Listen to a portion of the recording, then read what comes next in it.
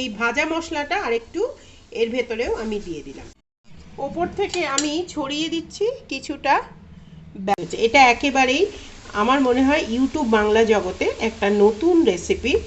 নমস্কার, আমি পারমিতা, আপনারা দেখছেন পারমিতার পাক। নিরামিষ তরকারি বানিয়ে নিচ্ছি। এই তরকারিটা মূলত আমার মায়ের রেসিপি।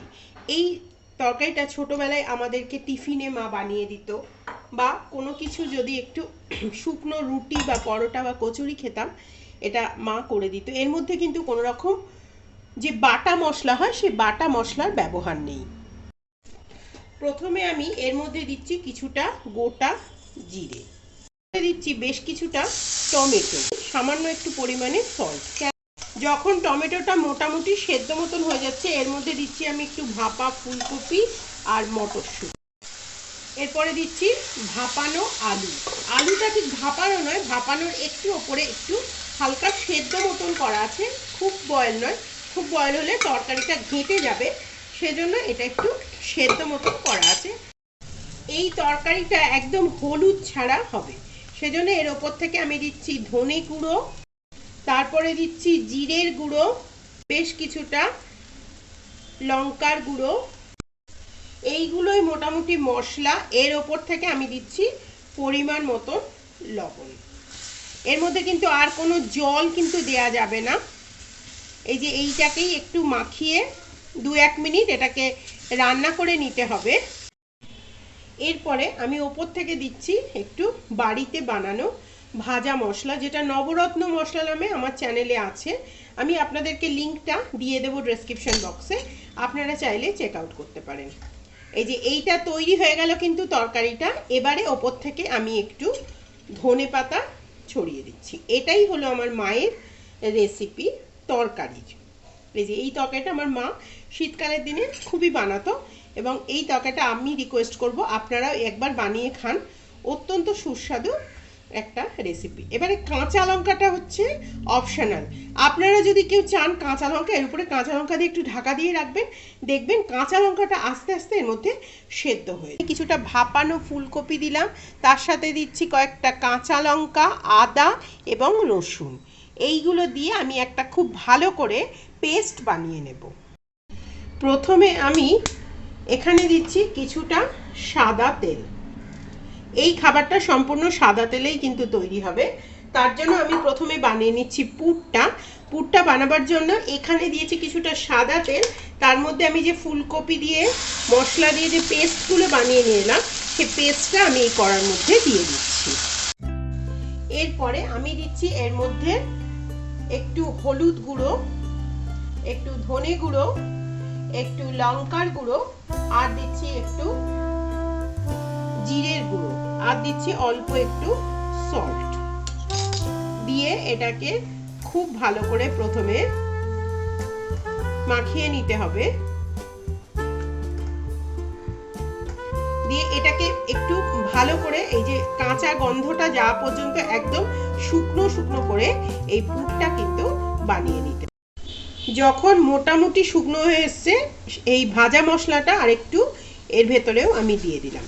এই ভাজা মশলাটা কিন্তু অত্যন্ত সুস্বাদু, এবং এইটা না সমস্ত রকম খাবারের মধ্যে যদি দেন, এটা কিন্তু খেতে অত্যন্ত সুস্বাদু হয়। যে কোনো নিরামিষ খাবারেই কিন্তু এই ভাজা মশলাটা আপনারা ব্যবহার করতেই পারেন। প্রথমে আমি এই যে এখানে দেখুন কিছুটা চালের গুঁড়ো নিয়ে এসছি, এটা হচ্ছে চালের আটা। এর মধ্যে আমি দিচ্ছি অল্প একটু পরিমাণে মৌরি। একটু না স্বাদ হয়, চালের আটার একদম কিন্তু কোনো স্বাদ হয় না, সেজন্য একটু মশলা বানাবার জন্য দিলাম একটু জিরের গুঁড়ো, একটু খাবার সোডা 1/4 চামচ মতন, দিচ্ছি পরিমাণ মতো লবণ, আর কসৌরি মেথি। এটা দিয়ে আমি প্রথমে এই যে ড্রাই ইনগ্রিডিয়েন্টসগুলো দিয়ে চালের আটাটা একটু ভালো করে একটু মাখিয়ে নেওয়ার পরে, এইটা কিন্তু অবশ্যই গরম জল দিয়ে ধীরে ধীরে করে একটা ডো তৈরি করতে হবে। এই যে তৈরি হয়ে গেল আটাটা। এবারে এরকম ছোট ছোট আমি লই বানিয়ে নিচ্ছি, যেরকম ছোট ছোট লেচি। এর আগে আপনারা আমার চ্যানেলে চালের আটার এবং সুজির দুটো কচুরি রেসিপি দেয়া আছে, মটরশুঁটির কচুরি। এইগুলো কিন্তু আপনারা একবার করে দেখতে পারেন। আমি ওই রেসিপিগুলোর ডেসক্রিপশন বক্সে দিয়ে দেব লিঙ্কগুলো। এখন অবধি আমার চ্যানেলটিকে সাবস্ক্রাইব করেননি, প্লিজ সাবস্ক্রাইব করে নেবেন। তার সাথে সাথে বেল আইকনটা আপনারা অবশ্যই বাজিয়ে নেবেন, কেননা আপনারা যদি আমার চ্যানেলকে সাপোর্ট না করেন আমি কখনোই আগাতে পারবো না। তাই please do subscribe my channel. আর তার সাথে সাথে আপনারা অবশ্যই আমার চ্যানেলের রেসিপিগুলো একটু শেয়ার করবেন। যেহেতু এটা চালের আটা, সেজন্য এটা কিন্তু একটু নরম হয়, একটু ধরে কাজটা করতে হবে। ওপর থেকে আমি ছড়িয়ে দিচ্ছি কিছুটা বেসন।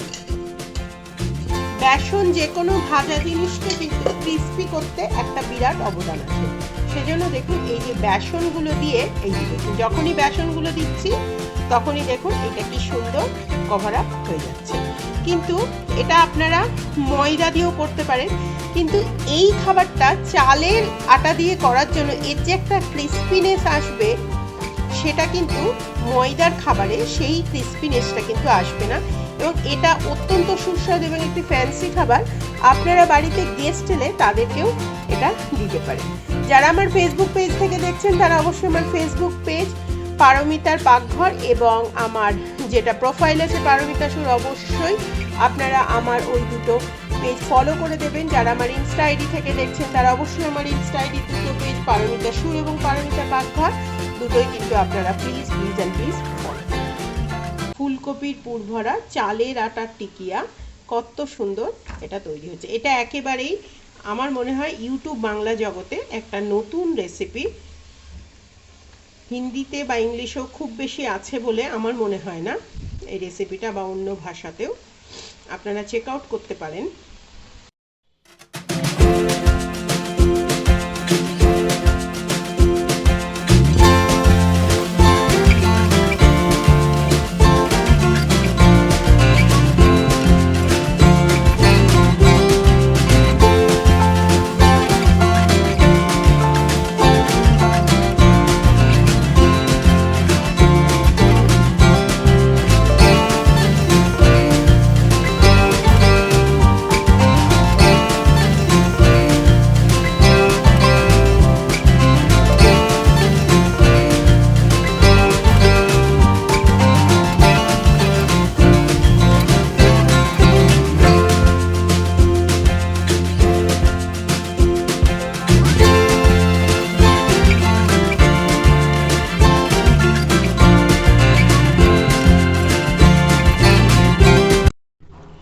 এই হলো আমার আজকের রেসিপি। আপনারা দেখতেই পাচ্ছেন আমি প্লেটিং করে নিয়েছি, অত্যন্ত সুস্বাদু একটা রেসিপি। তাহলে আজকে এই পর্যন্তই, আগামীতে ফিরছি একটা নতুন রেসিপির সাথে।